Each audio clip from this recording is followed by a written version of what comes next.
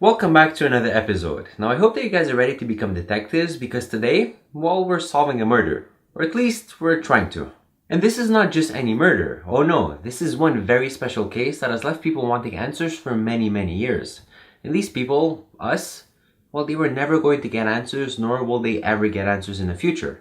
Of course, this week's episode is on none other than Jack the Ripper. We're going to look at his story, we're going to look at the evidence, and try to make sense. What does the evidence tell us about this infamous serial killer? Because to this day, this remains one of the most interesting unsolved murder cases ever. If you're new here, I'm Cosden, this is Vlogs of Knowledge, and today is a very exciting day because we get to be detectives. And if you're not subscribed, well, I really think that you should because every single week we have a brand new episode about history. So make sure to click the subscribe button, make sure to hit the notification bell, join Team Knowledge, and be notified whenever I release a new video. And trust me, you're not going to want to miss it. So with that being said, let's get to it and let's start our adventure.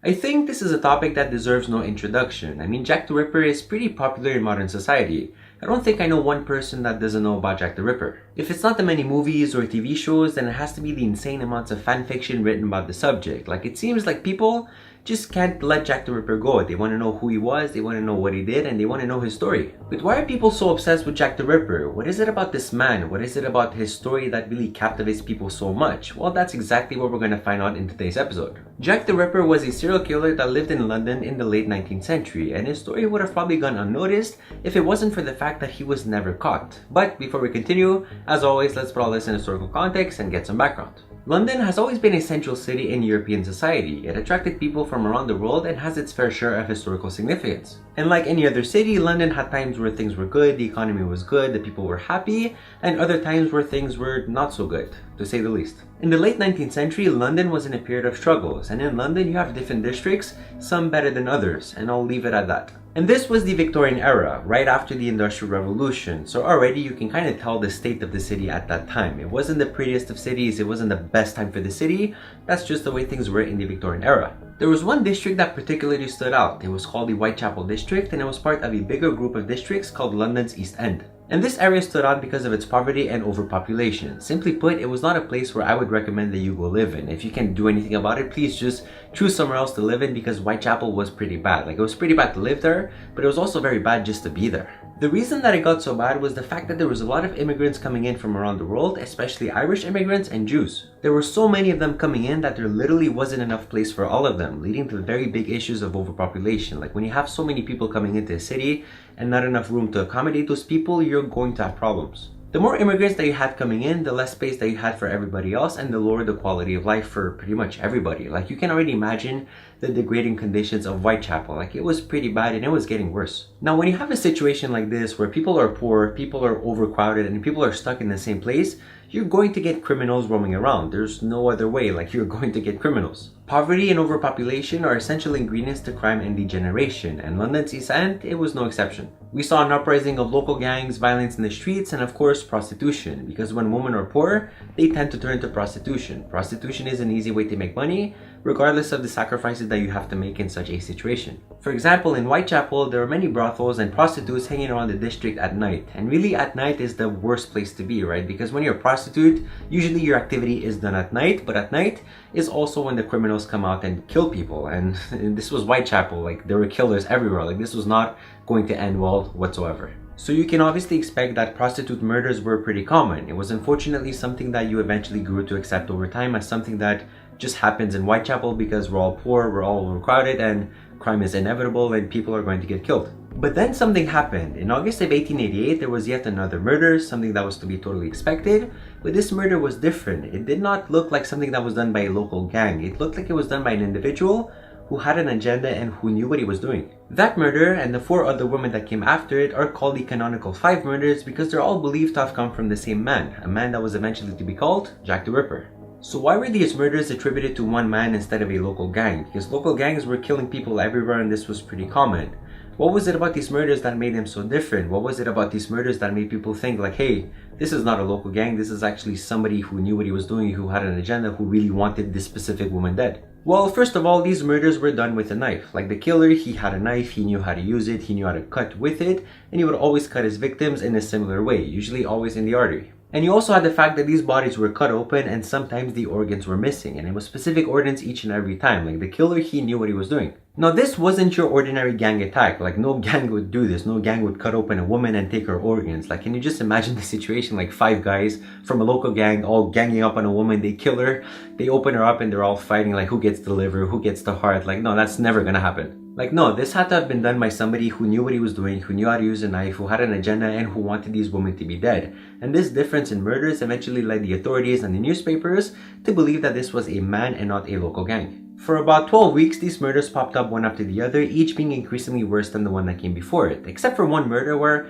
it kind of seems like the killer was interrupted and couldn't actually finish what he wanted to do, but the other ones were really just getting worse and worse. Now here's where we get to have some sort of idea as to who this man was. The murders, they were done on a weekend, if not right before a weekend, they were always done at night, and they were all killed within a mile of one another. So what does this tell us? Well, it tells us that maybe this man had a full-time job that he had to attend to, he could only kill during the weekends, he wanted to do it at night to minimize the chances of getting caught, and he operated within his comfort zone because all the killings were done within a mile of one another. But this was also a man who knew how to handle a knife, who knew about the human body, so maybe it was a doctor because really human anatomy was not known by the general public. Like you had to be somebody who was specialized in this field to be able to know how to remove an organ. The local press, they had different names for this man. They called him the Leather Apron, they called him the Whitechapel Murderer, and his name was quickly spread throughout the streets of London's East End. And actually, this was helped by a recent tax break from the government to newspapers, making them very cheap and accessible to the general public. Like when you have something that's really cheap, really accessible, it's going to spread like wildfire. The murders attracted many people to send letters to newspapers, either to try to help the case or just to self-proclaim that they were the killer themselves. Most of these letters were dismissed, but a few of them caught the attention of Scotland Yard,